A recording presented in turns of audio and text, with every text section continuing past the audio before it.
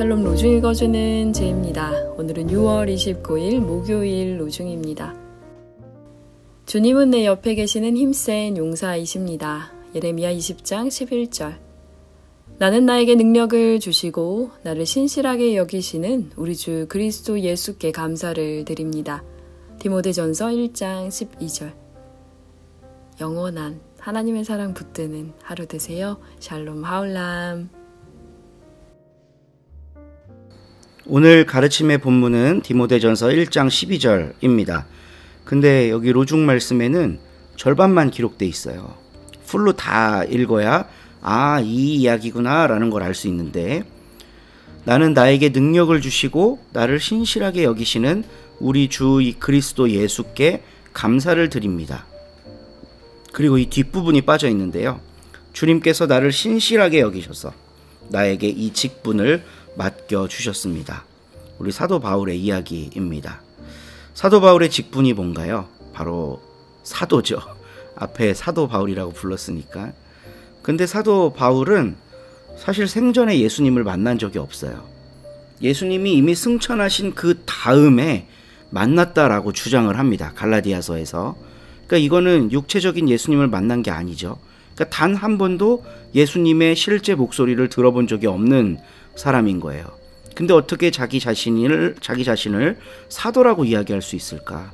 그리고 다른 사도들도 바울의 그 사도권을 어떻게 인정해 줄 수 있었을까? 바울의 메시지, 그리고 바울의 극적인 변화 때문입니다. 디모데전서 1장 12절 그 다음 절을 보면요. 전에는 내가 회방자요, 박해자요, 폭행자였습니다. 그러나 이러한 행동은 내가 믿지 않을 때 알지 못하고 한 것입니다. 그래서 하나님이 나에게 자비를 베풀어 주셨습니다.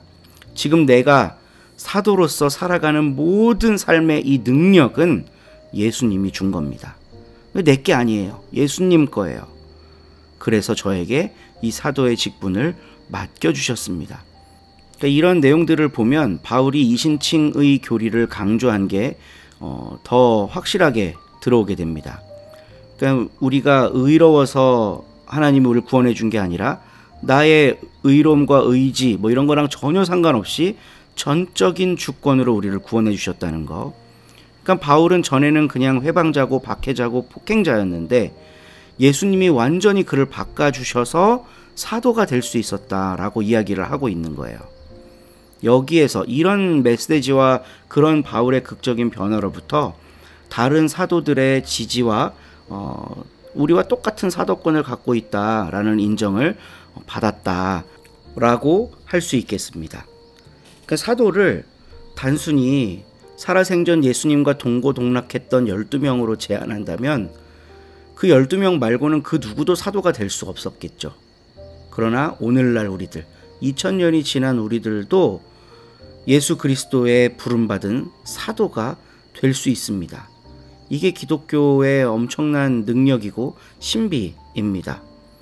부활하신 예수님에 대한 신앙을 고백하고 그분의 능력으로 내가 살아가고 있다고 믿는 사람, 그리고 바울과 같이 극적인 어떤 변화는 아닐지라도 내 삶에서 예수 그리스도 때문에 소소한 변화들을 경험해 나아가고 있는 사람, 그들 모두가 사도입니다. 그런 의미에서 우리 서로님들도 사도입니다. 사도로서 살아가시는 오늘 하루 되기를 간절히 바랍니다. 좋은 하루 되세요. 2장. 때가 차서 오순절날이 되었을 때 그들 모두가 같은 자리에 함께 있었다. 그때 갑자기 하늘로부터 윙윙 소리가 났는데 거센 바람이 부는 것 같았다. 그 소리가 그들이 앉아있는 집을 온통 가득 채웠다. 불길처럼 여러 갈래로 나누어진 혀들이 그들에게 보였고 그들 한 사람 한 사람 위에 내려앉았다. 그들은 모두 성령으로 가득 찼고 여러 다른 언어로 말하기 시작했다. 성령님이 소리내게 하시는 대로 말이다. 예루살렘에는 독실한 유대아 사람들이 들어와 살고 있었다. 하늘 아래 있는 모든 나라에서 온 사람들이었다. 이런 소리가 나자 군중이 모여들었는데 그들은 혼란스러워했다. 각자 저마다 자기가 쓰는 말로 제자들이 말하는 것을 들었기 때문이다. 그들은 정신을 차리지 못하고 놀라워하며 말했다. 보세요. 말하고 있는 이 사람들은 모두 갈릴레아 사람들 아닙니까? 그런데도 우리가 저마다 태어난 곳의 말로 듣고 있으니 어떻게 된 일인가요? 우리는 파리티아 사람들이나 메디아 사람들이나 엘람 사람들입니다. 또 메소포타미아, 유데아나 카파도키아, 폰토스나 속주 아시아에 자리 잡고 사는 사람들입니다. 프리기아나 팜필리아, 이집트나 또 키레네 근처에 있는 리비아의 여러 지역에 자리 잡고 사는 사람들입니다. 그리고 여기에 머물고 있는 로마 사람들입니다. 유데아 사람들이거나 유대교로 개종한 사람들입니다. 크레타 사람들이거나 아라비아 사람들입니다. 그런데 우리는 저들이 우리가 쓰는 말로 하나님의 큰일들 말하는 것을 듣고 있어요. 그들은 모두 정신을 못 차리고 어쩔 줄 몰라 하며 이게 무슨 일인가요? 하고 서로 말했다. 그런데 다른 어떤 사람들은 대놓고 비아냥거리며 저들이 새 포도주에 취했군 하고 말했다. 그러자 베드로가 다른 11명과 함께 일어나 자기 목소리를 높였다. 그리고 그들에게 큰 소리로 말했다. 유대아 사람 여러분, 또 예루살렘에 자리 잡고 사시는 모든 분들, 여러분에게 이것을 알려드리고 싶습니다. 제 말을 귀담아 들어주십시오. 여러분이 넘겨짚고 있는 것과는 달리 이 사람들은 술 취한 것이 아닙니다. 지금은 아침 9시니까요. 이 일은 예언자 요엘을 통해 말씀해 두셨던 것입니다. 하나님이 말씀하신다. 마지막 날들에 있을 일이다. 내가 내 영을 모든 생명체 위에 쏟아부어 주겠다. 그러면 너희의 아들들과 너희의 딸들은 예언할 것이다. 너희의 젊은이들은 환상을 볼 것이다. 너희의 노인들은 꿈을 꿀 것이다. 심지어 내 남자 종들 위에도 내 여자 종들 위에도 그날들에 내 영을 쏟아부어 주겠다. 그러면 그들이 예언할 것이다. 내가 위로 하늘에는 놀라운 일들을, 아래로 땅에는 징표들을 줄 것이다. 곧 피와 불과 피어오르는 연기이다. 해가 변하여 어둠이 되고 달은 피가 될 것이다. 주님의 날, 곧 크고 영광스러운 날이 오기 전에 말이다. 그러나 주님의 이름을 부르는 사람은 누구나 모두 구원받을 것이다.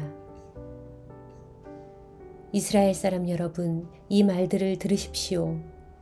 나사렛 예수님은 하나님이 기적들과 놀라운 일들과 징표들로 여러분에게 드러내 보이신 분입니다. 그를 통해서 하나님이 그것들을 여러분 가운데서 해보이셨습니다. 여러분 스스로도 알고 있는 대로입니다. 이분을 하나님이 정해두신 뜻과 미리 아신 대로 여러분에게 넘겨주셨습니다. 여러분은 하나님의 법을 모르는 사람들 손에 이분을 맡겨 십자가에 매달아 없애버렸습니다. 그러나 이분을 하나님이 다시 일으켜 살리셨습니다. 죽음의 엄청난 고통에서 풀어주심으로써요. 이분이 죽음에 붙들려 계신다는 것은 있을 수 없는 일이기 때문입니다. 다윗이 이분을 두고 말합니다. 나는 주님을 배웠습니다. 내 앞에서 언제나. 그분이 내 오른쪽에 계셔서 나는 흔들리지 않습니다. 이러므로 내 마음이 즐겁고 내 혀가 뛰놀며 기뻐했습니다. 내 몸도 희망을 품고 살아갈 것입니다. 주님이 내버려 두지 않으실 것이니까요. 이 몸이 하데스로 내려가도록은 주님이 허락해 주지 않으실 것이니까요. 주님께 거룩한 사람이 썩음을 겪도록은 주님은 내게 알려주셨습니다. 생명의 길을 내게 즐거움 가득하게 하실 것입니다. 주님 앞에서. 형제자매 여러분, 먼 윗대의 조상 다윗에 대해 여러분에게 자신 있게 말할 수 있습니다. 다윗이 삶을 끝마치고 장례가 치러졌습니다. 그의 무덤이 오늘까지 우리 가운데 있습니다. 그런데 다윗은 예언자여서 자기 몸에서 난 자식 가운데 하나를 임금 자리에 앉혀주시기로 하나님이 자기에게 단단히 맹세하신 것을 알고 있었던 것입니다.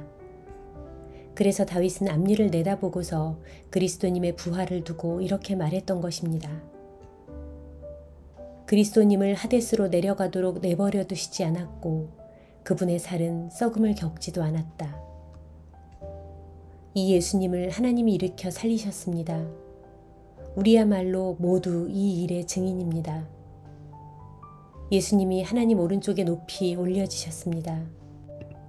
그러고는 아버지께서 약속하신 성령님을 아버지한테 받아서 쏟아부어 주셨습니다. 여러분 자신들이 보고 듣고 계시는 것이 바로 이 일입니다. 다윗은 하늘로 올라가지 않았습니다. 하지만 다윗은 이렇게 말합니다. 주 하나님이 내 주님에게 말씀하셨다. 앉아있어라 내 오른쪽에. 내가 그대의 원수들을 그대의 발받침대로 삼을 때까지.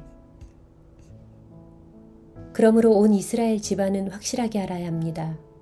하나님이 그를 주와 그리스도로 삼으셨다는 것을요.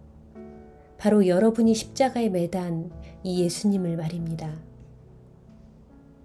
이 말을 듣고서 사람들이 마음에 크게 찔려 베드로와 또 다른 사도들한테 물었다. 우리가 무엇을 해야 하겠습니까, 형제 여러분? 베드로가 그들한테 회개하십시오 하고 대답한다. 여러분은 저마다 예수 그리스도님의 이름을 힘입어 세례를 받아야 합니다. 여러분의 죄를 용서받기 위해서요. 그러면 선물로 성령을 받을 것입니다. 이 약속은 여러분과 여러분의 자녀들을 위한 것입니다. 또 멀리 있는 사람들 모두를 위한 것입니다. 베드로는 이 밖에도 다른 많은 말로 힘껏 증언했다. 그리고 이 비뚤어진 세대에서 구원을 받으십시오 하고 그들을 권고했다. 그러자 베드로의 말을 기꺼이 받아들인 사람들은 세례를 받았다. 이렇게 해서 그날 불어난 사람이 3,000명쯤이었다. 그들은 사도들의 가르침과 사김과 빵을 땜과 여러 기도에 정성을 쏟고 있었다. 모든 사람에게 두려움이 생겨났고 사도들을 통하여 놀라운 일들과 징표들이 많이 일어나고 있었다. 믿는 사람 모두가 한 곳에서 지내며 모든 것을 공유했다. 모은 재산이든 있는 재산이든 팔아서 모두에게 저마다 필요한 대로 나누어 주었다. 또 날마다 한 마음으로 성전에 모이는 데 힘을 쏟았고 집집이 모여서는 빵을 떼어 나누었다. 그러면서 기쁨에 벅차 거짓 없는 마음으로 음식을 함께 먹었다. 그들은 하나님을 찬양했으며 온 백성의 마음에 들었다. 주님이 날마다 그곳에 구원받는 사람을 더해 주셨다. 아멘.